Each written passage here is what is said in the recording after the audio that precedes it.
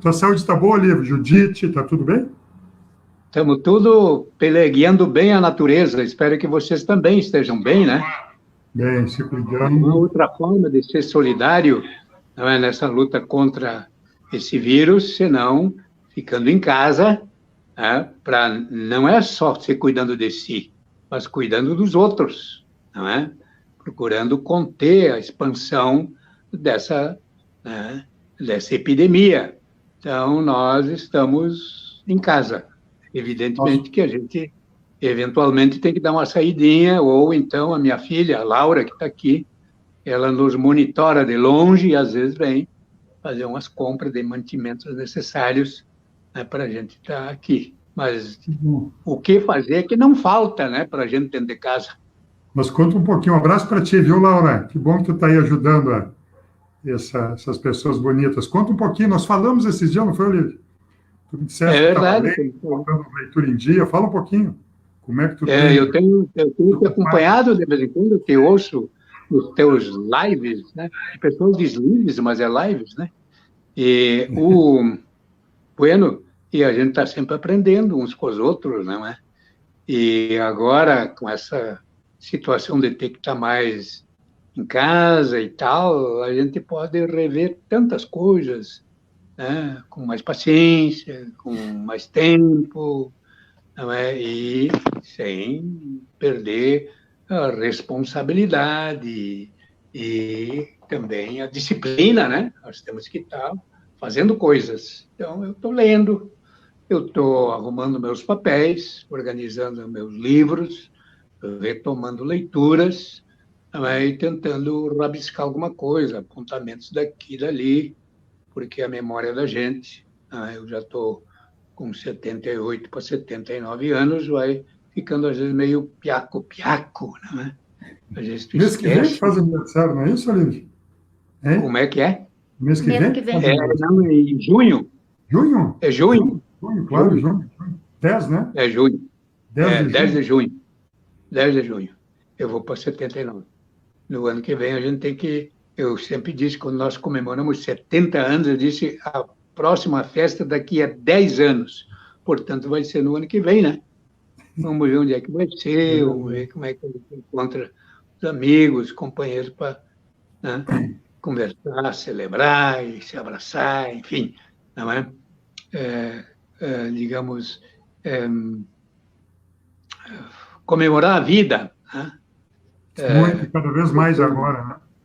Cada vez mais Claro, tem por que conta dessa. celebrar a vida, tem que valorizar a existência, a convivência, a relação com os outros, o mundo, com a natureza, a solidariedade, a disposição para que o mundo não seja um mundo definido pela mercadoria, pelas coisas materiais, que são importantes, mas não são insubstituíveis, não podem ser definitivas para o bem-estar e o viver bem das pessoas. Então, a gente está tendo essas oportunidades. Eu tenho um déficit de leitura muito grande, sempre disse isso, e agora estou podendo ir aos pouquitos nomás, não é? Reduzindo esse déficit. Mas tem coisas importantes que a gente também tem que reler, coisas que a gente leu há mais tempo, né? E leu meio Fala para nós aí. apressado. Diga o que tu está lendo agora. O que tu está lendo? Tu sabes, tem tem gente que diz, olha, quem lê mais de um livro ao mesmo tempo acaba não lendo nenhum. Mas eu confesso, eu estou lendo 4 livros ao mesmo tempo. Tá bueno? Não é? Eu estou lendo Os Sertões, do Euclides da Cunha, que é uma leitura que eu fiz muito esparsamente, por partes, há tempos atrás, né? E nunca foi uma leitura contínua, meditada, né? Pesquisada, indo atrás de questões que ele levanta ali, para ir, né? Consolidando melhor um conhecimento sobre a nossa formação, esse Brasil do Norte, do Nordeste, o Brasil, não é? das lutas sociais, né, do papel do Estado, do braço armado do Estado, dos coronéis, da luta popular, do banditismo social, essas coisas todas. Então, a gente, agora estou tendo a oportunidade de fazer uma leitura mais meditada, continuada, dos Sertões do Euclides da Cunha. Posso fazer um comentário sobre isso? Posso fazer, Olívio? Tu sabe que a gente conversou, eu fico tão feliz, essas coisas que a gente cruzam com a vida da gente. Eu tive a oportunidade, e eu fui 2 vezes, Olívio, lá em Canudos, no interior da Bahia. Fui lá. Hoje chama o município de Canudos. Fui lá, é emocionante, o Arraial. Nós estamos falando aqui do Antônio Conselheiro, né, do 25 mil miseráveis, pobres. Bahia, perto de Sergipe, lá naqueles fundão. Exatamente. O rio Vaza Barris, ele termina é o rio que predomina, em Aracaju. E eu fiquei impressionado, muito rápido, porque a violência sempre me chamou muito isso, viu, Olívio? Nós estamos falando, né, da Primeira República, né, da República, 1890 e, sei lá, 3, 4, 5, e a turma do Conselheiro, 20, 25 mil pessoas muito pobres no interior da Bahia. Hoje é difícil chegar lá. 4 expedições militares, 4 ministros da Guerra, pessoalmente, foram lá para massacrar. E eu só faço... Foi o maior poderio de fogo do Exército Brasileiro, foi destacado para ir lá. É uma situação, é uma questão bem estudada, o papel do Exército Brasileiro. É uma questão séria, bem discutida, avaliada, porque também teve uma outra situação em que as Forças Armadas Brasileiras tiveram outra situação muito séria, que foi aqui no Contestado, né? Em Santa Catarina. Mas essa situação lá é de que o Euclides da Cunha, que era engenheiro, que era militar, cobriu isso, esteve lá, vivenciou, conversou, destacou, estudou, mapeou, contabilizou, cruzou com dados com as ciências que ele tinha da época, e tem esse livro que tem, evidentemente, muitas coisas que são discutíveis, no conhecimento científico da época, que depois evoluiu, mas é uma denúncia. Uma obra fundamental para se conhecer melhor o Brasil, os fundões do Brasil, o Brasil profundo. Só o Furtado, o nosso Furtado, tem um filme bonito, A Matadeira, bonito, que mostra aqueles canhões, a última tecnologia em morte, levaram para lá. Eu só fiz essa referência, desculpa eu te interromper, porque eu acho que uma das coisas que sempre me deixou perplexo, assim, exige, enfim, uma reflexão, é a violência que a elite brasileira tratou e trata. Tu sabe que quando eu escuto algumas vozes de hoje no Brasil, do Bolsonaro, dessa turma, né, de fanáticos, autoritários, às vezes no lado da gente, perto da nossa casa, aqui em Porto Alegre, esses atos agora no domingo, essa covardia aqui em Porto Alegre, né, das dores na igreja, pessoas covardes, essa violência, que é a violência da escravidão, que não suporta, né, a divergência. Quando eu olho Canudos, a violência da elite brasileira como um povo que buscava sobreviver, depois a revolta das chibatas, de João Cândido, um dos maiores heróis gaúchos, João Cândido, nascido aqui em Rio Pardo. Depois tu fala do Contestado, quer dizer, a República Brasileira, quer dizer, se apresenta ao nosso povo matando, violência, e é um pouco isso que a gente vê hoje, né? Passamos por 64, passamos agora pelo golpe que tira Dilma, passamos pela prisão do Lula. Tu sabe que eu li, Olívio, agora, dia 21 de abril, eu fui reler a sentença do Tiradentes, desembargador. E tu sabe quando tu olha os desembargadores, né, a justiça portuguesa, é impressionante quando tu vê a semelhança.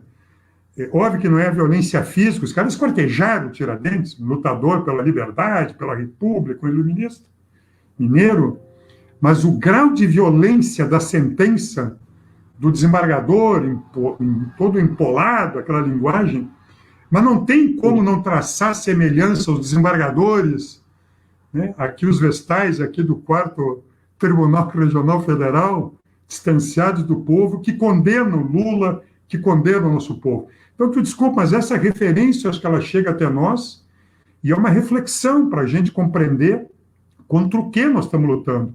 Essa cultura da violência, né, Olívio, do racismo, do machismo, né, essa violência colonial que essa elite brasileira reproduz com tanta força, né, que a gente fica perplexo, às vezes, vendo esse desprezo. Quando eu vejo esses carrões aqui na rua da cidade, é impressionante, a turma está dentro do seu carro com ar-condicionado e estimulando, defendendo a volta ao comércio de um povo que vai para a parada do ônibus, não é isso? Que vai para dentro do ônibus. Tu sabe, Miguel, bueno, o Euclides da Cunha era capitão do Exército. Eu acho que o capitão hoje, que é o presidente da República, não leu o capitão Euclides da Cunha, ou leu superficialmente Os Sertões. O Euclides da Cunha relata com muito detalhe, muita qualidade, não é? O final da Guerra de Canudos, né? O Exército deixou terra arrasada em Canudos. Depois de ser derrotado umas 4 vezes, né? No final, ele jogou canhões, bombas, o que tinha de mais moderno no equipamento, né, balístico, enfim, não é, do Exército Brasileiro na época. Né? E quando os vitoriosos chegaram naquele reduto destruído, queimado, eles viram crianças, velhos, mulheres,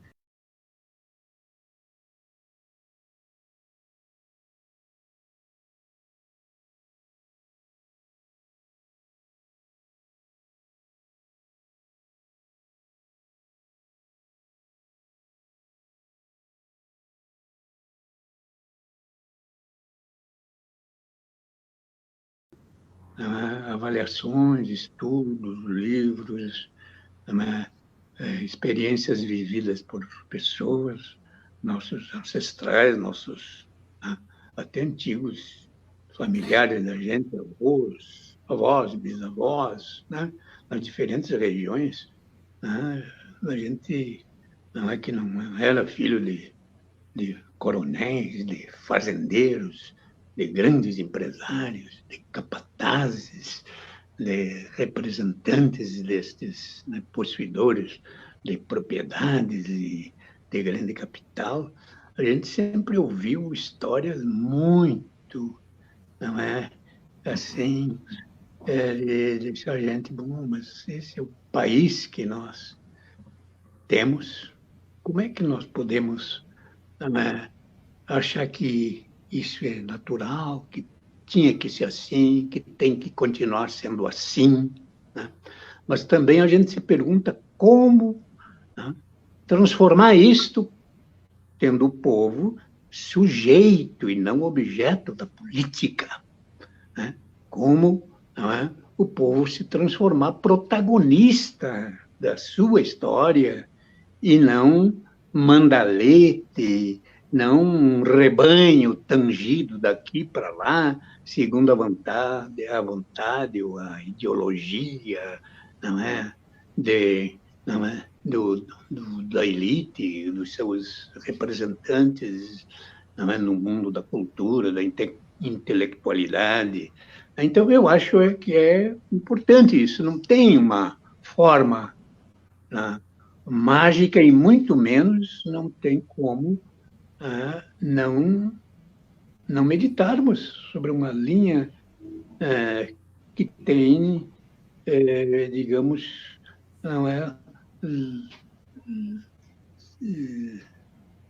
tem sido aquilo que no espaço cultural tradicional, o mais divulgado, como se fosse uma coisa, não é, que o Brasil não é uma potência, que o Brasil tem, não é, uma, não é, uma relação com o seu povo, né, que faz desse país ser, não é, não só no seu tamanho, né, não só nas suas riquezas naturais, né, um país referência no mundo.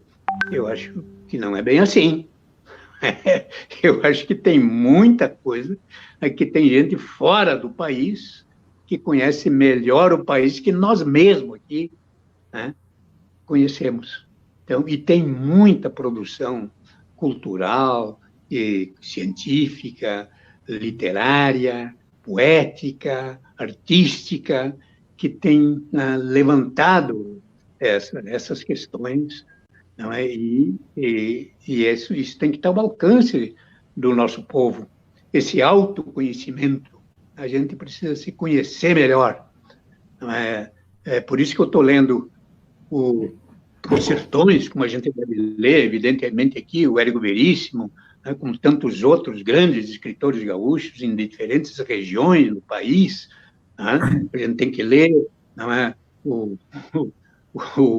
não é, a senzala e não é, o espaço dos grandes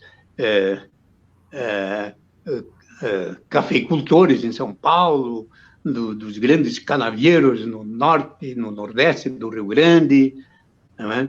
E nós temos que ler muito também do que foi a formação das cidades brasileiras, né? As cidades, as grandes regiões metropolitanas, a chegada também dos imigrantes, sejam eles os alemães aqui na nossa região e em outras regiões, os italianos e tantos outros, polacos e russos, não é? Japoneses, chineses, franceses. Nós, no Rio Grande, inclusive, temos colônias aqui que têm origem na presença de franceses. Né? Então, é bom a gente ter esses momentos para fazer essas ligações das coisas. Não tem nenhuma coisa de graça ou nenhuma coisa que as elites que se achavam poderosas determinaram para acontecer. Sempre teve muita rebelião, muita revolta, muita indisposição de parcelas significativas do povo, né, contra a escravidão, como a escravidão já existente, 350 anos de escravidão. Eu acho que nesses 350 anos nunca houve revolta, nunca houve indisposição dos negros, nunca se organizaram contra essa estrutura. Claro que tem muito. Os quilombos, né, era uma ponta importante disso, e não só, não é, o quilombo lá no Nordeste, não é, os quilombos aqui no Rio Grande, aqui em tantos lugares. Aqui as charqueadas, que foi um importante ramo da produção e de riqueza de fazendeiros aqui, era mão de obra escrava. Mão de obra escrava. Os primeiros imigrantes alemães vindos para cá, eles tinham o direito, inclusive, de ter um escravo. Né? Imagina. Né? O Dom Pedro II, a sua lucidez, né? Era muito lido, viajado, em determinado momento ele achou que não tinha que escravizar índios. Proibiu. Mas os escravos continuavam sendo, né, os negros continuavam sendo escravos. Se tu me permite, Olívio, eu estou aprendendo muito, fico completamente constrangido, todos nós estamos gostando muito de escutar, mas essa é uma história que deve ser contada, porque é dessa força do nosso povo, né, Olívio, dessa resistência, que às vezes não sabe de onde é que vem, coragem, resistência. A Serra das Encantadas, aqui no nosso Rio Grande, foi um lugar de refúgio dos quilombos nossos. O João Cândido, que a gente fez referência, líder... Negro? Era gaúcho. Negro marinheiro, seu indisposto. Pouca gente do nosso Rio Grande sabe que o João Cândido, cantado por aquela música linda do Aldir Blanc e do João Bosco, gaúcho aqui de Encruzilhada do Sul, filho de escravos. Quer dizer, essa história de luta, de rebeldia do nosso povo, que nos anima a enfrentar essa elite poderosa. Às vezes não dá para esquecer no livro que essa turma esticou a escravidão tudo que pôde, um dos últimos países a acabar com a escravidão, e a monarquia. Nossos vizinhos aqui da América, 80 anos, 90 anos antes, já viviam a sua experiência republicana, já viviam a escravidão. E por isso que eu acho que Aqui quando a no gente Rio se Grande teve câmaras de vereadores que antes da Lei Áurea já tinham, né, se posicionado contra a escravatura em vários municípios do Rio Grande. Me lembro que São Borja é um deles. Né? A nossa Mas redenção aqui, Olívio, nosso Parque da Redenção, aqui no nosso atual Parque Farroupilha, o Parque da Redenção tem o nome da Redenção porque aqui, não é isso? Em algum momento antes da Lei Áurea, aqui, terceiro distrito, a Câmara de Vereadores combatia a escravidão, e por isso é o nome da Redenção, né? Inclusive, o nosso parque aqui. E eu acho que a comemoração da Lei Áurea, por conta disso. E depois ele passou a ser o Parque Farroupilha. Né?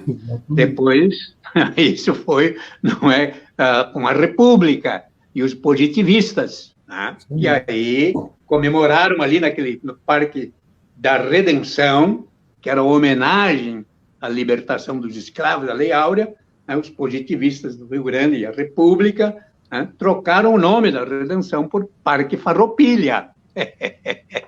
Essas são coisas, né, importantes.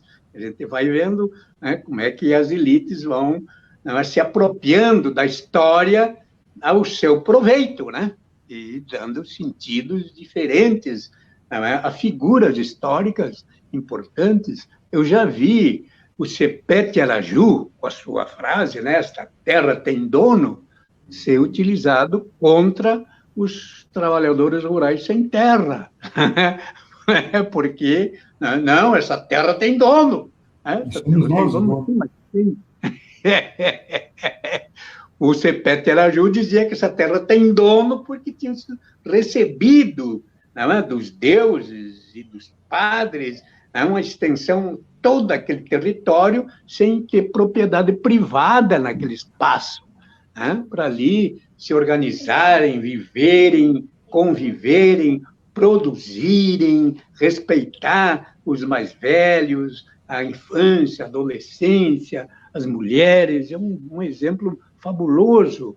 Não é isso que depois, evidentemente, os inacianos, os padres, não é, puderam fazer uma relação de uma cultura que era deles, né, europeia, mais vigorosa, conviver bem com essa cultura, não é, dos índios, em especial dos guaranis, mas também de outras etnias, né, com todos os problemas que a gente tem que avaliar também, estudar, mas a experiência das missões, que não são só os 7 povos aqui no Rio Grande, são 30 povos, incluídos os 7, que abrange uma margem importante aqui desse território da América Latina, né, Paraguai, Argentina, o Rio Grande, não só o Rio Grande, né?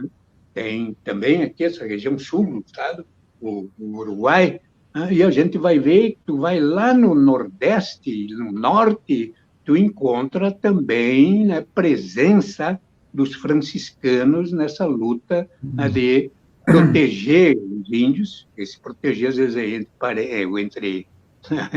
entre comillas, como dizem os irmãos castelhanos, não é? Mas é uma proteção, não é, que se impunha contra o colonialismo, a escravidão, o aproveitamento, a exploração, não é, e a destruição das nações indígenas.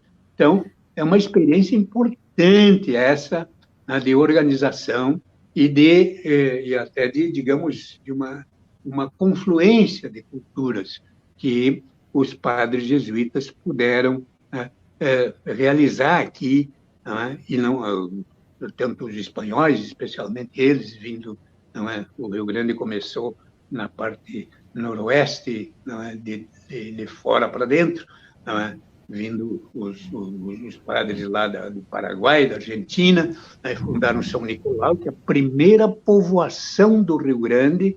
Não é a cidade de Rio Grande portuária, a primeira povoação do Rio Grande é São Nicolau, ali ao lado, não é, das margens do Rio Uruguai, né, nas Missões. Né? Rio Grande, importante cidade, sem dúvida nenhuma, né, com predominância lusa, portuguesa foi um quartel-general para, digamos, garantir a posse do território que estava disputado, pelos espanhóis via, a Argentina, que não existia ainda, depois se tornou um país. Então, é bom lembrar isso, e é bom que a gente não faça uma leitura da história assim, não é, binária, né? Houve relações complicadas que colocavam muitos os peões das grandes fazendas, por exemplo, foram levados para as coxilhas, para não só na Revolução Farroupilha, depois nas outras revoluções, não é? 92, depois 23, etc. Não é? Porque eles achavam que era a dignidade, digamos, o respeito ao mais velho, ou a obediência ao comando, não é? A valentia, podia ser uma coisa que não levasse em conta a exploração que viviam. A maioria dos que formavam pelotões, que os fazendeiros jogavam para cá e para lá, eram de peões, de agregados, de gente simples, e depois dessas revoluções vieram tudo para as periferias das cidades.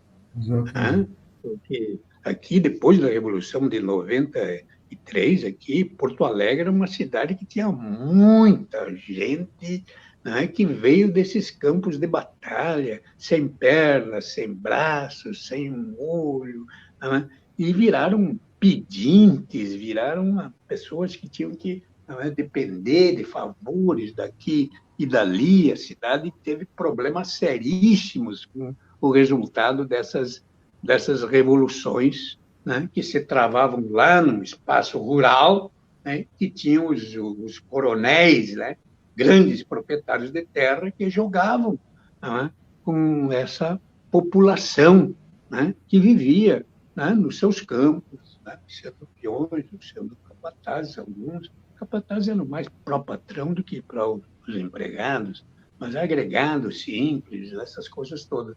Então, é bom a gente lembrar, mas tinha muita gente interessante também.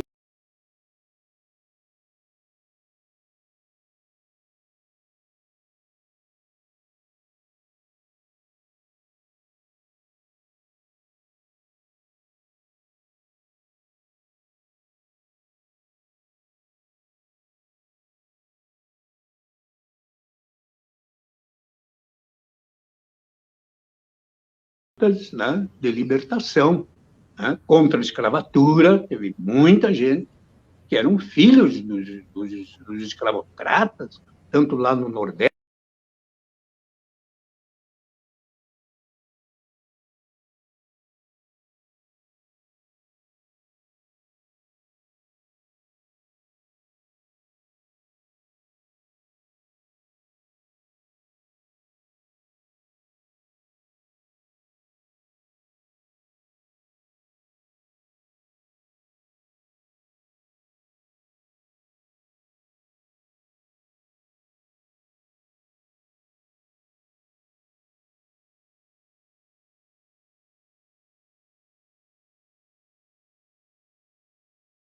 Uma vinculação de classe, meu entendimento é diferente do que a consciência de classe.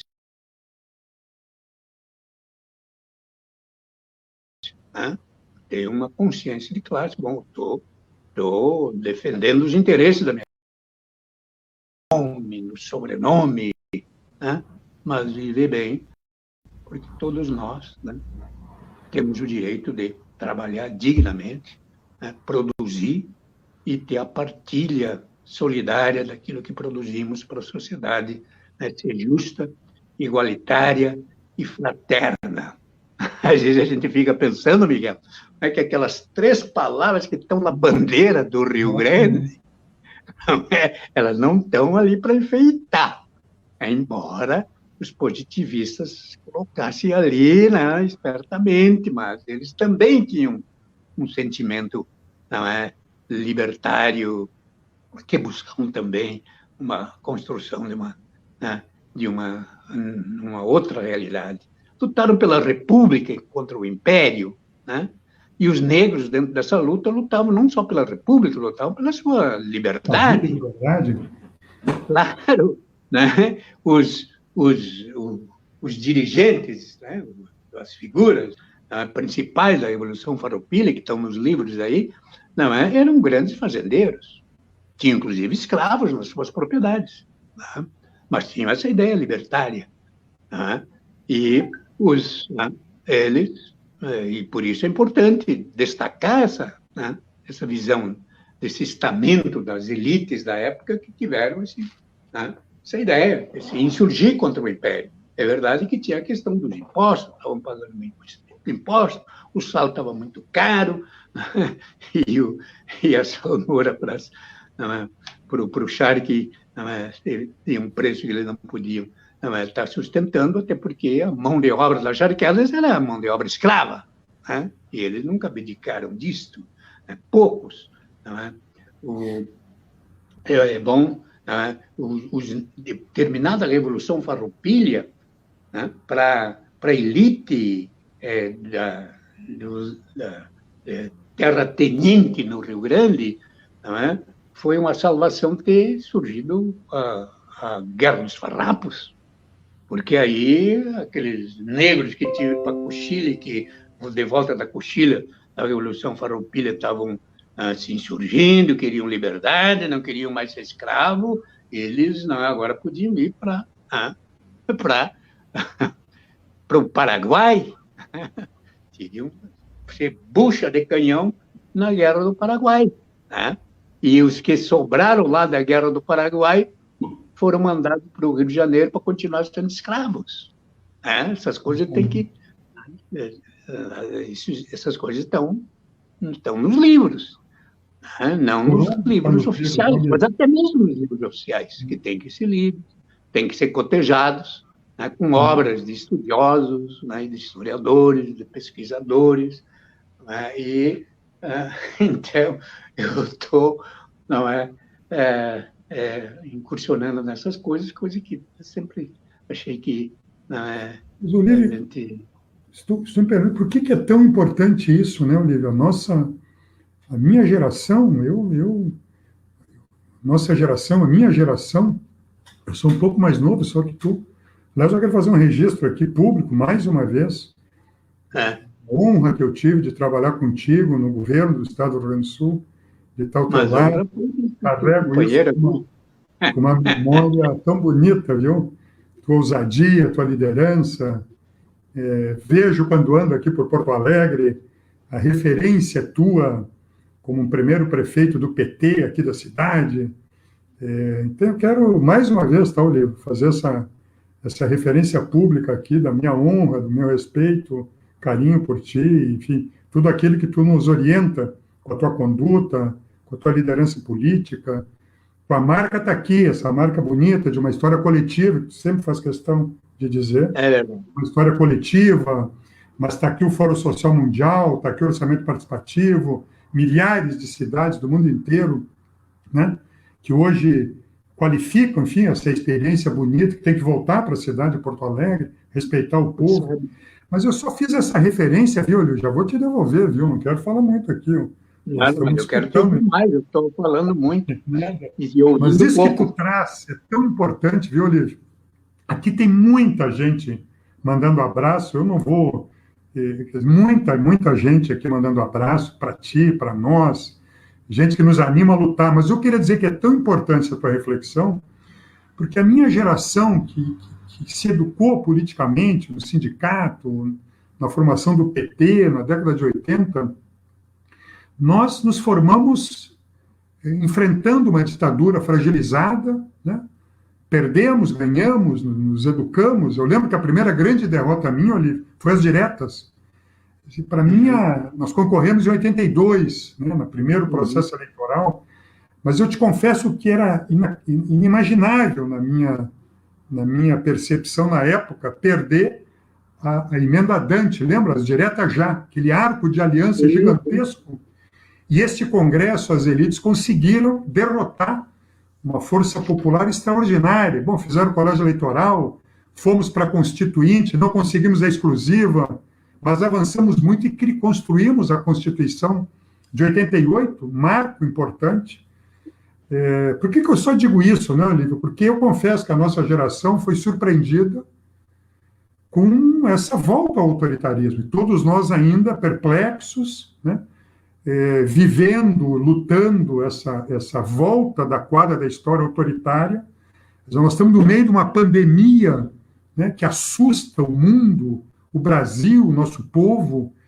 E nós temos um personagem que fala em fechar o Supremo Tribunal Federal, que bate palma para o AI-5, que agride a Constituição Democrática, uma elite que faz de tudo para desmontar aquilo que nós iniciamos, que é um estado de bem-estar social, né? Disputar um sistema único de saúde, uma escola pública, emprego, uma assistência, acolher o nosso povo excluído. Então é impressionante que, no mesmo tempo que nós temos que defender a vida do nosso povo por conta deste inimigo, que é o coronavírus, que é o vírus, nós também temos um outro inimigo, né, que ataca a democracia, conflita o país, renuncia à sua responsabilidade como presidente da República. Nós aqui no Rio Grande, mesmo que somos desafortunados, né, porque herdamos, além de um Bolsonaro, governos não comprometidos, né, com o Estado público, né, com o serviço público forte, herdamos aí um Estado que desvalorizou a saúde pública, Sartori, Leite, aqui em Porto Alegre, né, conflito e conflito. O Marquesão hoje fecha a creche comunitária, Olívio. Negócio impressionante. Então, eu só digo isso porque tu traz essa história de luta que deve nos animar, é isso mesmo, defender a democracia mais uma vez, defender a democracia, defender os direitos de um povo, defender a ideia de nação, que é o que estamos fazendo, mais do que nunca. Bolsonaro hoje é um inimigo tão grande do povo brasileiro como este vírus chamado coronavírus, e defender a vida passa por isso, por nos protegermos, como tu falava, né? Proteger os outros, a ideia de vivermos em comunidade. Este é valor, tem que ser dessa experiência, né? Nós vivemos numa grande comunidade, que é uma grande cidade, uma grande capital, Porto Alegre, e ao mesmo tempo temos que enfrentar governos que não têm nenhuma responsabilidade, o povo, afrouxam os controles aí do isolamento social, quer dizer, não são capazes de oferecer máscara, álcool gel, coisas mínimas, Olívio. Mas, Olívio, pode um estado como o Rio Grande, parque industrial que nós temos, a capacidade produtiva que nós temos, nossas universidades, quer dizer, nós não conseguimos produzir máscara, álcool gel para distribuir para o nosso povo, proteger a vida do nosso povo. Hoje eu escutei o governador dizendo que não pode criar mais rigor com a máscara, porque não tem máscara. Mas como é que pode? Esse jeito preso a uma ideologia neoliberal que não é capaz de mobilizar a economia gaúcha para a defesa da vida, essa economia extraordinária. Um estado de idosos, né? Nosso estado é um estado de idosos, se aproxima o inverno, nós temos que redobrar cuidados com o nosso povo e preservar, por óbvio, emprego, renda e economia. Mas, enfim, eu estou dizendo isso porque tu nos provoca numa reflexão histórica e que, mais uma vez, nós, como tantas gerações, somos chamados, né, a defender a democracia. Talvez subestimamos a visão autoritária dessa elite, né? Achávamos que a democracia estava consolidada, as instituições, o regra do jogo democrático de 88, não está e nunca está consolidada a democracia, a liberdade, as liberdades, os direitos sociais, nessa disputa permanente do povo brasileiro. Então, eu acho muito importante, Olívio, quando tu traz esse resgate histórico, valoriza as lutas do nosso povo. Estou lembrando da legalidade aqui, estou lembrando da nossa luta que tu liderou, dessas mudanças radicais da democracia participativa, mudando a vida do nosso povo para valer, não uma democracia oca, formal, liberal, para além de votar, mas uma democracia que mude a vida do povo, né? A ideia da igualdade, liberdade e humanidade, as palavras da nossa bandeira. Então, eu acho muito importante que tu traz isso para esse momento. Oi? Enfim, essas palavras que estão lá no painel rio-grandense que tem que estar na prática do governo. Isso, essa desigualdade histórica que está aqui na pobreza da cidade, né, dos nossos bairros, do nosso povo excluído. Quem é que não se indigna com essa população nas ruas de Porto Alegre, Olívio, crescendo, as áreas existenciais fechadas, nosso povo perdido, perplexo, nossas referências da ciência social fechadas em Porto Alegre, Olívio, face abandonada, nossos trabalhadores sem equipamento de proteção de EPI, nossa turma que está na linha de frente da saúde, da ciência social, nossa turma do DEMAI aqui, do DMLU, é impressionante. Então, essas coisas da desigualdade, do desrespeito à vida do povo, né, que em vários períodos mudam os personagens, né, mudam a linguagem, mas a voz é sempre a mesma. Essa voz autoritária que despreza o trabalho, despreza a vida, concentra a riqueza culturalmente, né? E tu nos convida a isso, nos convida a resistir, a lutar, a pensar no futuro, não abdicar disso que tu chama dos valores, né, da solidariedade, comunitários e da esperança. Então, eu estou aqui só dialogando com o que tu traz. É bom. É isso mesmo. Que tu traz para nós. É porque aí tem Claro, nós estamos vivendo um momento de desafios, né? A democracia está vilipendiada, né? A democracia brasileira já sofreu muitos golpes, né? Desde a República, né? E, inclusive, vivemos um período mais longo de democracia depois de reconquistada as liberdades após, né, o golpe militar de 64, né? Foi 82, 83, né?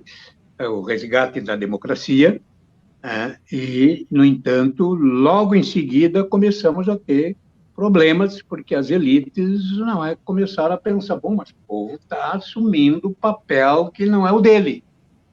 O Estado é a nossa trincheira, na cabeça da elite brasileira.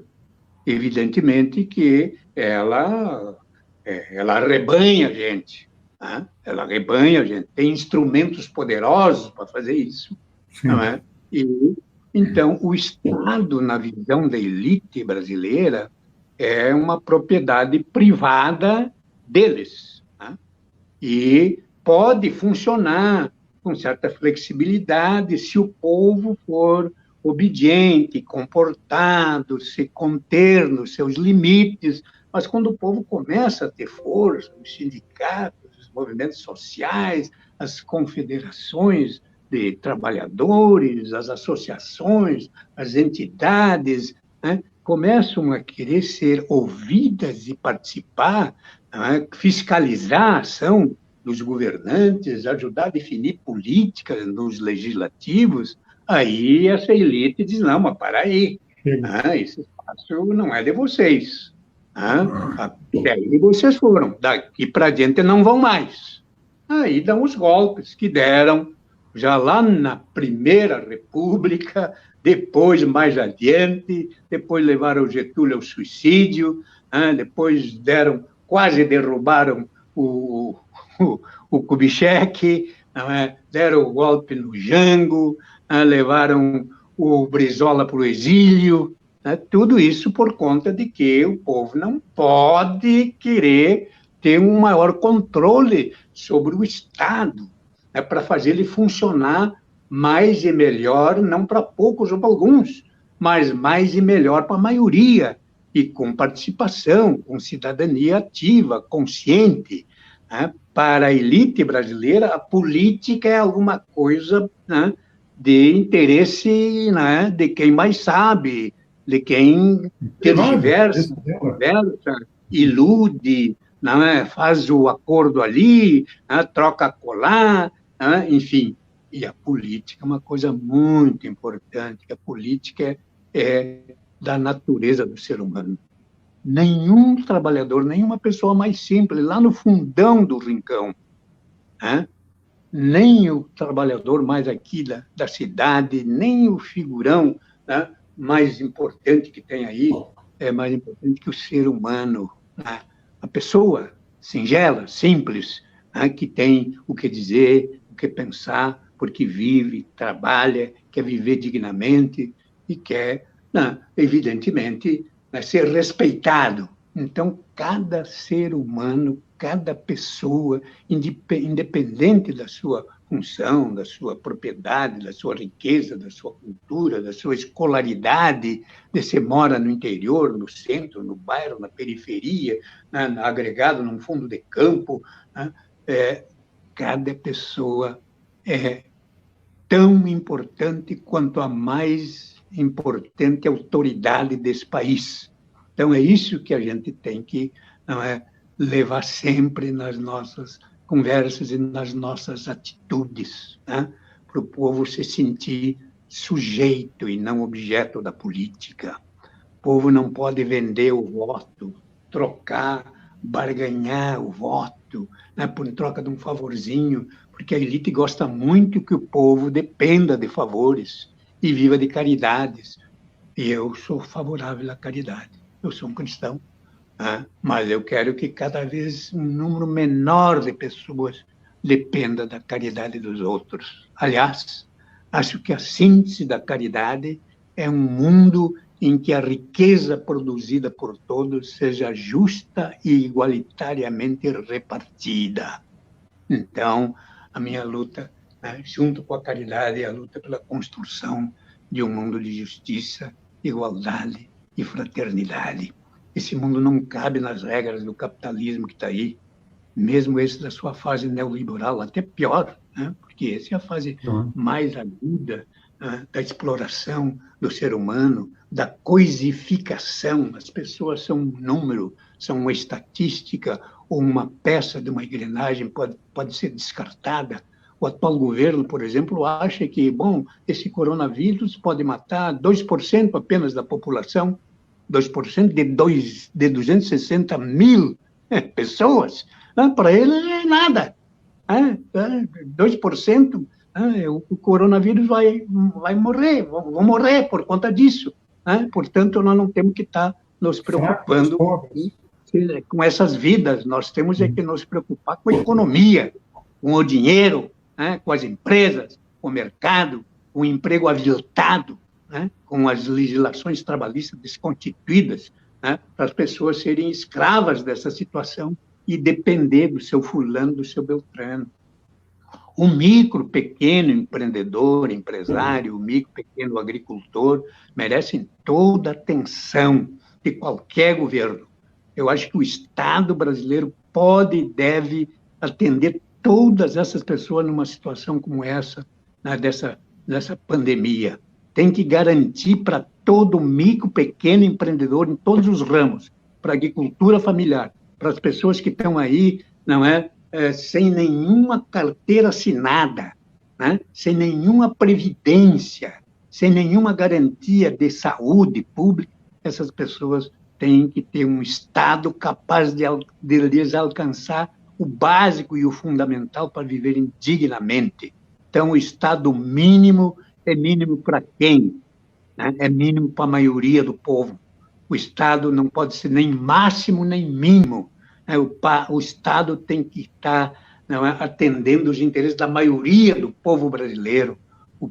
O Estado democrático de direito, pelo qual nós lutamos contra a ditadura, e temos que continuar agora, porque a ditadura está ameaçada e foi golpeada em 2016, esse Estado tem que funcionar bem e melhor, não para poucos ou para alguns, e tem que estar sob controle público e não sob controle privado do governante, dos seus amigos, dos seus familiares, dos seus financiadores de campanha, dos seus esquemas de poder.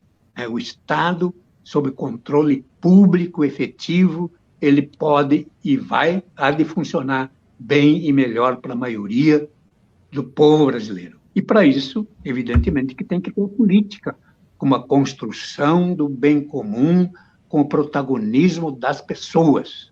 Não aceitamos essa coisa da criminalização da política. A política é um jogo de safadeza, de interesses diversos. Não. Essa é a política que nós vemos sofrendo há muito tempo, há décadas, há séculos. Nós lutamos pela política que seja a construção do bem comum com o protagonismo das pessoas. Cada pessoa se sentindo sujeito desse processo e não objeto, arrebanhado por esse discursozinho fácil de ocasião, a promessa, né, eventual. Né? A pessoa humana é um universo, né? Tem as suas opiniões, os seus desejos, os seus sonhos, tem que ser ouvida, respeitada, mas nenhuma pessoa isoladamente resolve os problemas, às vezes nem o próprio seu problema. Então, nós temos que apostar na construção coletiva, solidária da política. Daí porque o orçamento participativo foi um enorme processo, né, que nós, nos governos da Frente Popular, diga-se de passagem, que não foi só o PT, nós não governamos nunca sozinhos, né, o PT, os nossos companheiros de campo democrático popular, né, estava o PCdoB, o PCB, o PSB, até mesmo o PDT, setores democráticos, progressistas de outros partidos. Né, para nós, o orçamento participativo é um caminho importante para a democracia ser não apenas uma formalidade, um discurso, uma letra de lei, que são coisas importantes, mas que possa ser praticada e vivida no cotidiano por milhares, milhões de pessoas. Não é à toa que a proposta do orçamento participativo está andando pelo mundo afora, em diferentes situações, agora nessa, naquela particularidade diferenciada dessa daquela, mas é uma semente importante, né? O protagonismo das pessoas, né? A democracia participativa, né? O governo participativo, não o governo de uma pessoa, de um partido ou de um conjunto de forças ligadas com a grande economia nacional, internacional, os interesses estratégicos dos poderosos que hoje criam desavenças aqui ou ali para provocar guerras localizadas e vender armamentos, inclusive produtos químicos para a destruição da natureza. Então, nós temos pela frente desafios importantes e o fundamental, o objetivo principal é a democracia. Mas a democracia não é apenas a democracia formal, né? Como eu já disse, do discurso, da formalidade da lei, que evidentemente que são importantes, né? Mas a democracia é vivida. Não existe democracia com uma concentração de renda como a que vivemos no país. E essa concentração de renda não surgiu agora, vem de muito tempo, inclusive nos governos progressistas, inclusive nos governos do PT. Ela não é desconstituída, ela se manteve. Né? Nós temos hoje no país 5 grandes magnatas brasileiros que têm prédios fabulosos, inclusive na City Londrina, aquele prédio que é um ovo lá em Londres, é de propriedade de um brasileiro. Né? Eles investem milhões, até bilhões fora do país. Né? São 5 grandes magnatas que têm uma fortuna. A soma da fortuna desses 5 grandes é igual ao que possuem mais de 110 milhões de brasileiros. Imagina, com uma concentração de renda desse tamanho, nós podemos dizer que vivemos uma democracia, que essa democracia nos serve para alguns e para muito poucos. Nós queremos a democracia, de sim, o direito de ir e vir, de ter opinião, de expressar, de lutar por ideias, por sonhos, né? Mas a democracia que também, né, desconcentra a renda, a democracia que coloca o Estado sob controle público e não sob controle privado, a democracia que respeite o ser humano, né, que está sobre todas as coisas e não as coisas se sobrepondo sobre o ser humano. Então, são coisas importantes, né, pelas quais a gente luta, né? Os nossos antepassados lutaram, né? E a gente não esquece disso, a gente aprende com os erros, né? A gente aprende com os esforços, a gente aprende com os exemplos. Não é? E meu mestre, meu companheiro, Miguel Alceto, tu foi sempre um companheiro com o qual a gente sempre aprendeu. A gente está sempre disposto a aprender. Tu é um boi para trabalhar. E é uma cabeça pensante que nós precisamos que esteja na ponta das coisas aí para a gente, né, não esmorecer. Essa luta não é pequena, mas vale a pena. Deixa eu te dizer, primeiro eu queria te agradecer a tua generosidade aí, mas deixa eu te falar uma coisa, Olívio. Sabe que estou te escutando e tem muita gente aqui, Olívio, muita gente. Eu não sei se tu consegue acompanhar, mas muita gente mandando um abraço para ti e te cumprimentando e nos cumprimentando, nos entusiasmando para lutar, muita, muita gente. Eu queria agradecer a todos, mas deixa eu te dizer aqui nessa nossa trova, aqui nessa nossa conversa, sabe que eu, há muito tempo atrás, Olívio, eu só estou dizendo isso porque eu digo com muito carinho isso, eu fui a Pernambuco, eu estava no MDA, 2003, 2004, e fui a pedido do Miguel Arraes, que inclusive tinha uma relação de muito respeito por ti, viu? Muito. Ah, sim, uma vez viajamos juntos. Ele me deu uma carona, eu acho que foi de Salvador a Recife. E aí, era uma grande fazenda que faliu, milhares de agricultores familiares assentados, enfim, a turma nossa, assembleia, e nós discutindo, enfim, políticas públicas e apoio.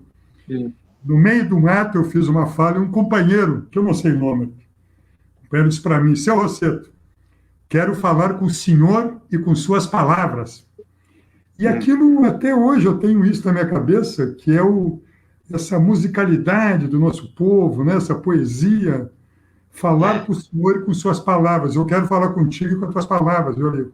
Que são fortes, são generosas, são muito fortes para nós, viu, Olívio? E isso que tu disseste, que assim, no mundo inteiro, hoje, essa crise estimula a reflexão, essa desigualdade, né? Hoje é o Dia da Terra, essa desigualdade, essa violência contra as pessoas, o meio ambiente, essa acumulação de riqueza, da riqueza financeira, essa ideia simples que nós temos que repensar uma organização da sociedade, uma riqueza distribuída, um poder repartido, né? Sair, transitar dessa sociedade de exclusão possível, da violência, né? Não reconhecer a diversidade social. A diversidade é um valor para nós, não a desigualdade, né, que tem que ser combatida, mas a diversidade cultural, étnica. Não é possível essa cultura da violência. Eu escutava e lembrava que os companheiros hoje, como é que é possível aceitar uma violência contra as mulheres e as crianças crescendo dentro das casas, Olívio? Nós temos que repensar essas relações. Contra os idosos, governantes que dizem isso, vão morrer os idosos. Uma visão de eugenia, os mais fracos, os mais fortes, os mais pobres, podem morrer, como se a vida... É o darwinismo social. Tivesse o mesmo valor. Como? Oi? É o darwinismo social. Exatamente. Quer dizer, uma elite que se mantém nas melhores condições. Quem produz mais para o mercado tem que receber mais benesses do Estado. O Estado tem que funcionar para o mercado. Essa figura que tu não sabe onde é que está, né, e que indica os ministros da Fazenda, que indica os diretores, né, das instituições públicas que têm que definir políticas públicas com recursos públicos, e segundo essas visões privatistas, esses recursos têm que estar nas mãos dos grupos privados. E o Estado, sob controle privado, particular ou pessoal, serve bem e muito bem, mas para muito poucos, em qualquer lugar do mundo. E nós precisamos de uma democracia em que o Estado esteja sob controle público, efetivo, e não o controle pessoal particular do governante, da sua família, dos seus amigos, dos seus partidários, do empresariado que lhes sustenta, que lhes financia a campanha. Então, é uma luta para resgatar a democracia golpeada e qualificá-la. Essa é uma luta importante e a luta do momento, e essa luta contra a pandemia do coronavírus, nós teremos que tirar lições dali. Eu não me iludo que a pandemia sob controle, eu acho que só podemos dizer que ela vai cessar suas eficácias quando se tiver uma vacina, e a ciência, a tecnologia tem que estar financiada para isso, e é dinheiro público que tem que ser jogado nos institutos de pesquisa, nas universidades, para chegar o mais perto possível, ou com o tempo mais curto possível, na descoberta dessa vacina. Então, enquanto não tivermos a vacina, nós vamos estar sempre tendo que nos cuidar para não expandir, não é, a contaminação, e nós temos que lutar contra esse vírus, e infelizmente aqui no Brasil nós temos que lutar às vezes também contra vermes, né? Mas são coisas da política, nós temos que saber enfrentar isso nas condições adequadas e sérias e não deixar de construir a unidade e a solidariedade contra a pandemia, né? E ter o Estado sob controle público. Espero que tenhamos tirado lições daí.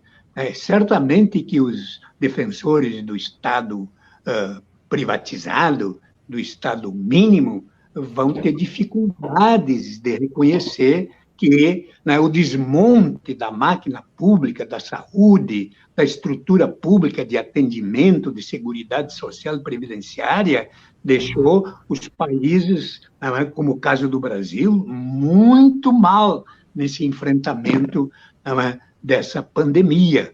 Espero que a gente possa tirar lições de que o Estado não é uma coisa que é propriedade dos mais poderosos, dos mais ricos, da maioria eventual do momento, né? Que nós precisamos ter o Estado como um processo de construção civilizatória que tem que estar sempre se aperfeiçoando.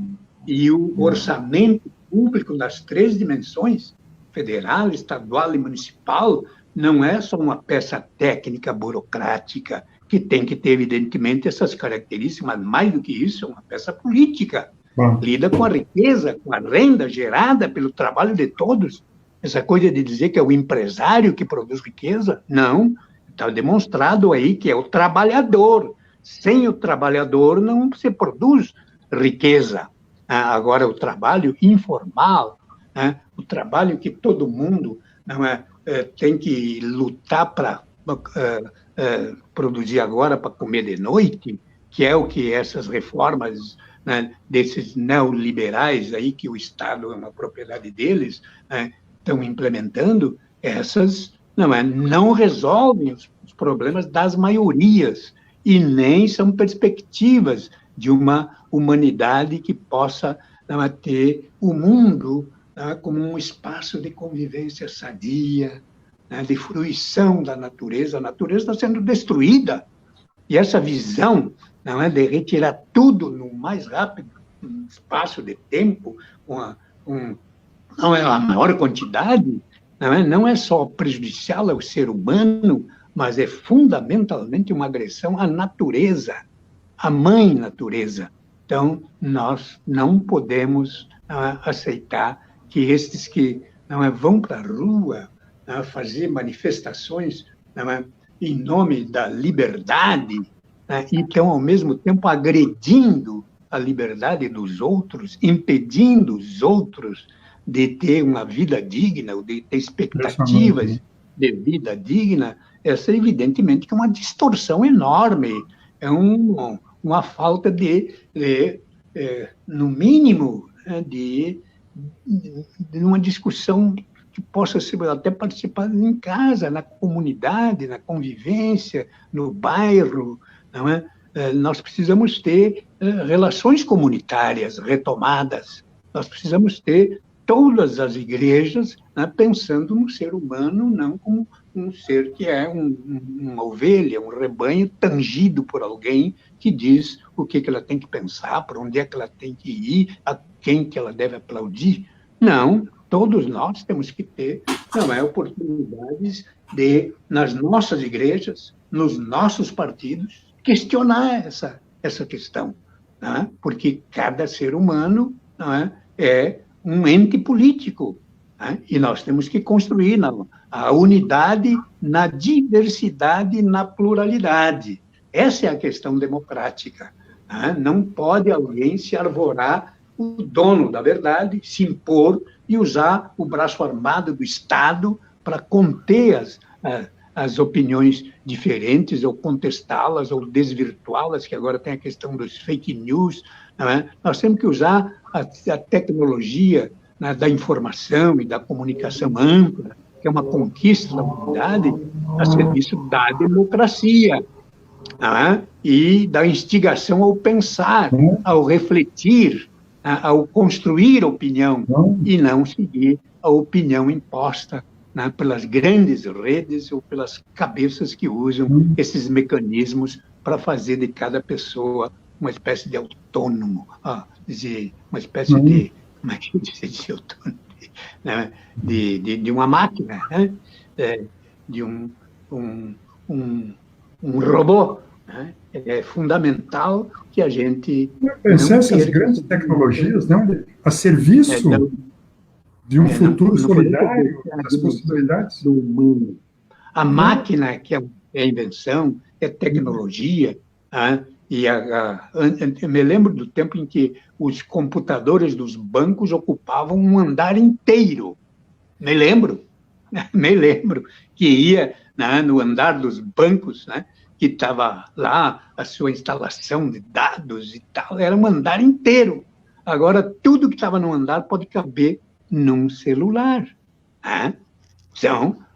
Então, isso tem que representar também, né, na relação nossa com a máquina e conosco mesmo, também não uma perda da identidade do ser humano e uma substituição dele por esses esquemas. Até porque eles são feitos, né, pelo engenho humano. Eles não nascem assim por dentro de um milagre ou de algumas cabeças isoladas. Né? Isso tudo é resultado de muita pesquisa, muito dinheiro público, inclusive, investido em financiamento, em redução de impostos para grandes empresas, né, em favores tributários. Então, esses avanços tecnológicos, eles têm que vir em benefício do ser humano. Né? Não é da produção, da produtividade, não é do distanciamento do ser humano daquilo que ele produz, né? Ou do instigar a pessoa a consumir o que ela nem precisa. Né? É preciso, né, então, ter, e os partidos políticos, as igrejas, as comunidades, as universidades, as escolas, a juventude, têm um papel muito importante em enfrentar esses esquemas e provocar debate. Não aceitar as coisas como ideias prontas, acabadas, é assim, tem que ser assim, né? Quem não pensa assim é comunista, é socialista, não é? Enfim, nós não temos que ter vergonha de pensar numa sociedade de justiça, igualdade e fraternidade que não cabe nas regras do capitalismo e nessa sua fase neoliberal. Nem também não é uma sociedade de partido único ou de estrutura vertical de cima para baixo. A sociedade que nós sonhamos é a sociedade da partilha, da convivência, da fraternidade, não é? E da liberdade. E isso é uma construção coletiva e deve ser uma construção solidária. Bonito, Olívio. Deixa eu te dizer, nós estamos aqui encerrando nossa 1 hora que nós combinamos, e eu não quero abusar da tua paciência. E eu, por mim, fico mais 1 hora. E por aqueles estamos acordando aqui, viu? A Laurinha está aqui me dando essa assessoria, e ela tem que, às 22h30, chegar ali, aqui do lado, no Zafari Bourbon, e pegar o carro dela antes que feche as portas ali, né? Qual é a tua hora limite, Laura? Diga para nós aí, Laurinha. 22h30. Isso. Não, deixa eu te dizer, Olívio, estou agradecendo aqui, mas essa ideia que eu acho que tu nos instiga, nós temos que pensar o cotidiano, né? O nosso vizinho, quem está no nosso lado, com esses valores. Nós sempre lutamos por liberdade, por igualdade, né? Quer dizer, a superação dessa sociedade capitalista, uma visão solidária, anticapitalista. Nós temos que nos desafiar a pensar um futuro diferente, usar as tecnologias a serviço da maioria, tecnologias hoje capturadas, né, para exploração da mão de obra, né, da violência, da guerra, da morte. Essas tecnologias extraordinárias, elas têm que ser capturadas e colocadas a serviço da maioria. Eu sempre fico pensando, viu, não é possível ali. Eu falo da nossa cidade aqui, né, da nossa aldeia para falar do mundo. Não é possível que eu tenha tantas tecnologias disponíveis e aqui em Porto Alegre eu não consigo marcar uma consulta no sistema municipal de saúde sem ser presencial. Acredito no negócio desse? Quer dizer, são essas coisas básicas. Nós temos que usar essas tecnologias a serviço do nosso povo, a serviço da comunidade, repartindo esse conhecimento. Eu acho que é uma luta só, né, Olívio? Sempre, né? A luta pela vida, pela democracia, pela liberdade, pela igualdade, pelos direitos. É insuportável viver essa sociedade da violência. E nos momentos de crise, esse Brasil violento mostra a sua cara. Os poetas já cantaram isso, né? Esse Brasil que mostra a sua cara é um Brasil, hoje, né? Um Brasil feio, um Brasil assustador, um Brasil que nos causa perplexidade. E o Brasil que nós queremos é outro. O Brasil que é cantado pelo nosso povo, né? Que é disputado pelo nosso povo. A coragem daquela companheira que simbolicamente enfrentou os fascistas aqui na Igreja das Dores, daqueles guris, daqueles jovens, essa coragem que nos dá esperança, né? Sabedoria, alargar as nossas alianças com o nosso povo, escutar mais o nosso povo, estar ao lado do nosso povo. Eu queria só fazer uma referência, Olívio, que eu acho que é tão bonita e que me entusiasma, e a todos nós, com a solidariedade do nosso povo. Tu sabe que, frente à ausência de governos, né, descomprometidos com o nosso povo, eu fico impressionante as manifestações de solidariedade das nossas cooperativas, ONGs.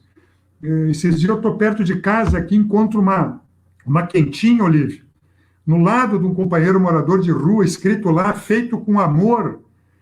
Quer dizer, tanta gente, né? Tanta solidariedade, famílias produzindo máscara e distribuindo na sua comunidade, cooperativas, associações.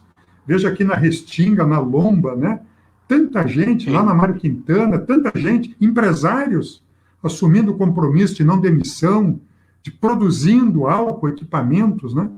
Então, essa solidariedade infinita, enorme, gigantesca do nosso povo, é que eu acho que nos anima, né, a enfrentar tudo isso com dignidade, com respeito, né, mas com muita força. Precisamos proteger o povo brasileiro, o nosso país, Porto Alegre, o Rio Grande. Está aí o inverno chegando, nós não podemos afrouxar naquilo que todos os países estão fazendo, e a ciência recomenda, e a medicina recomenda, o isolamento social, o cuidado, essa ideia, né? Eu, Olívio, amigos, eu fico impressionado quando eu vou ali no supermercado, não sei se acontece isso contigo, não é possível ver, eu reclamei para uma grande rede de supermercado, formalmente, quer dizer, as gurias do caixa, os guris sem máscara cirúrgica, voltei lá, estavam com máscara, mas as gurias do caixa do supermercado, sem máscara cirúrgica, quer dizer, uma proteção básica. Às vezes vejo companheiros motoristas de ônibus, Olívio, companheiros motoristas aqui, quando eu passo, sem máscara. Isso não é possível, são coisas básicas de proteção da vida, da nossa vida, da vida desses trabalhadores. As pessoas estão fazendo a limpeza das áreas ali também, sem essa proteção fundamental. São pessoas que estão garantindo a sobrevivência da sociedade com o seu trabalho, garantindo a distribuição de alimentos, o transporte, o serviço essencial, produzindo alimentos, né? Produzindo energia elétrica. Vejo os nossos companheiros do DEMAI aqui sem equipamento de segurança, não é possível. A turma da saúde, os relatos, Olívio. Volto a dizer, essa turma da frente que está ali se expondo, cuidando do nosso povo, atenção primária, unidade básica de saúde. Não é possível que não tenha um álcool gel para ser distribuído para o nosso povo, uma máscara simples. Isso eu quero te dizer, meus amigos, que mostra esses valores maiores da vida. Né? Nós não podemos descartar, a vida de todos tem o mesmo valor. E por isso que eu acho que tudo isso que traz para nós mostra uma postura única de todos nós, né? Quer dizer, a luta contra o autoritarismo, a violência, né? O fascismo, a covardia, né? A luta em defesa da vida, da solidariedade, que exige união, que exige dedicação, atenção. Né?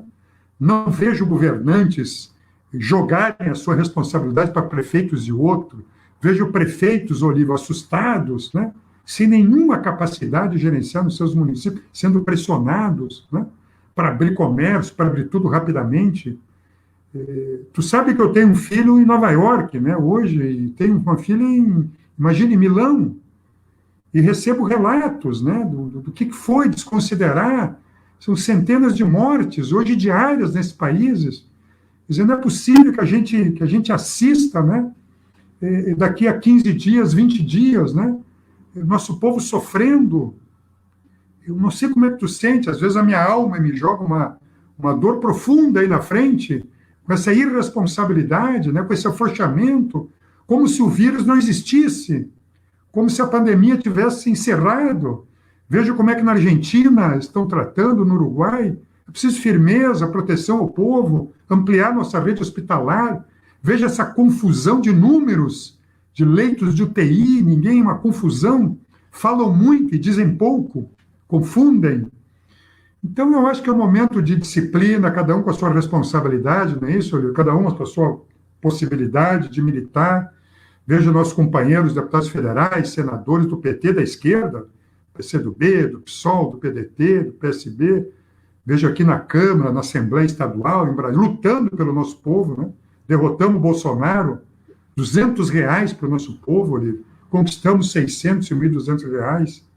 Eu acho que é muito importante, tem muita gente nos acompanhando, que a gente, do jeito que é possível, né, fazer com que cada cidadão desse estado, dessa cidade, Porto Alegre, tem direito a receber R$ 600, R$ 1.200, receba esses recursos, né? O governo complica, burocratiza, né? Vejo gente sendo demitida, não é possível demitir. Vejo agora os municípios, Olívio, devem ser apoiados, sim. Nós fizemos um esforço grande na Câmara Federal e derrotamos de novo o Guedes e o Bolsonaro, que não querem apoiar os municípios dos estados, que vão ter queda na sua arrecadação. Porto Alegre precisa receber apoio, não pode colapsar o recurso público, né, que financia e paga o servidor público da saúde, da educação, da assistência social, da limpeza urbana.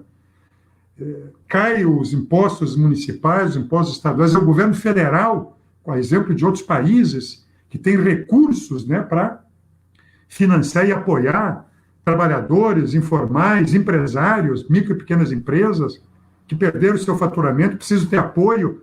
A economia não pode parar. O trabalho muitas vezes tem que parar. As empresas têm que fechar suas portas. Agora, do mesmo jeito que ninguém fica em casa com a geladeira vazia, nenhuma empresa consegue girar com a porta fechada, precisa de apoio, como outros países. Então, essa é uma luta de todos nós, não é isso, Olívio? Que o que tu traz para mim, com a tua sabedoria, experiência, sensibilidade, é fortalecer esse compromisso de todos nós, viu? Eu estou respeitando a Laura aqui, viu? E agradecendo o teu horário. Uma vez tu disse que o tempo é eterno, meu companheiro. O problema é o horário. Eu acho que é o Quintana que disse que o Quintana que diz que inventaram esse tal do relógio que aprisiona o nosso horário e o nosso tempo. Mas eu quero ser muito respeitoso contigo, nossos amigos. Para mim foi uma coisa muito prazerosa, bonita, esperançosa falar contigo, lembrar um pouco da nossa memória. Nós vamos debater tudo isso, não? Agora, toda a nossa atenção à saúde, a enfrentar o coronavírus, preservar a renda do povo, a saúde, mas nós vamos ter eleições municipais daqui a pouco, nós vamos se preparar para esse debate no tempo correto e adequado, né? Vamos fazer um balanço desses governos, vamos pensar que governo queremos para a nossa cidade, para a nossa Porto Alegre, né, tão querida, nossa capital. Enfim, nós temos muita coisa para pensar, muito futuro a ser construído, e tu só nos anima. Tu nos anima com essas tuas palavras, com os teus valores, com essa aula de história, de política e de carinho. Então, para mim, sempre é muito prazeroso. Fico muito feliz, viu?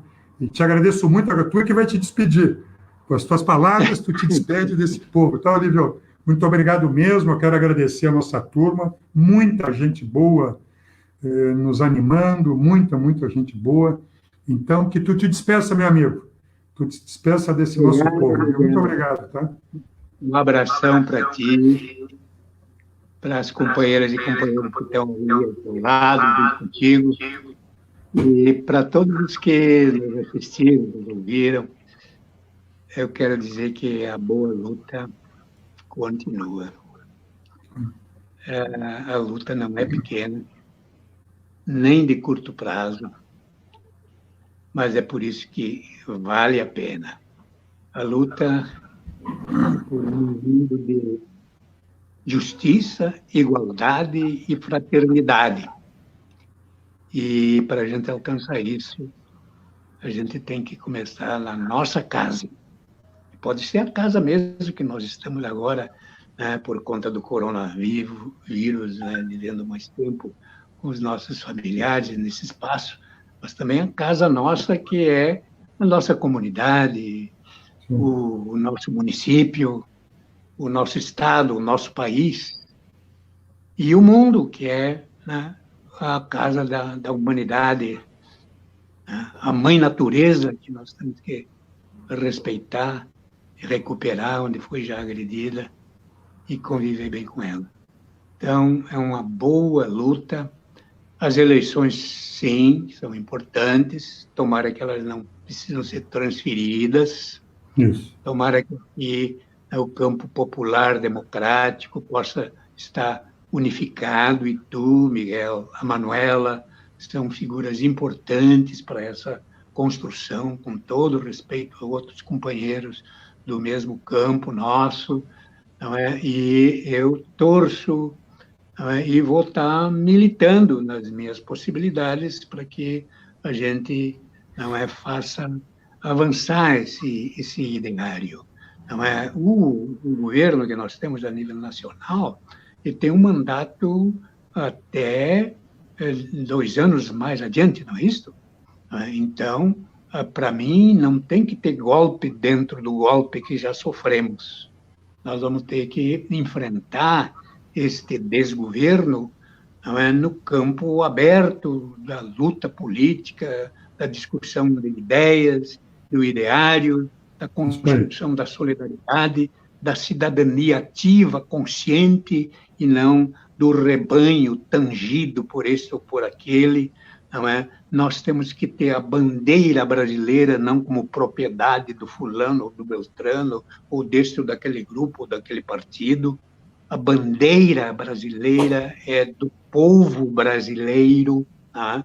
Os partidos políticos têm as suas bandeiras que devem ser respeitadas e são respeitáveis. Tá? Então, nós temos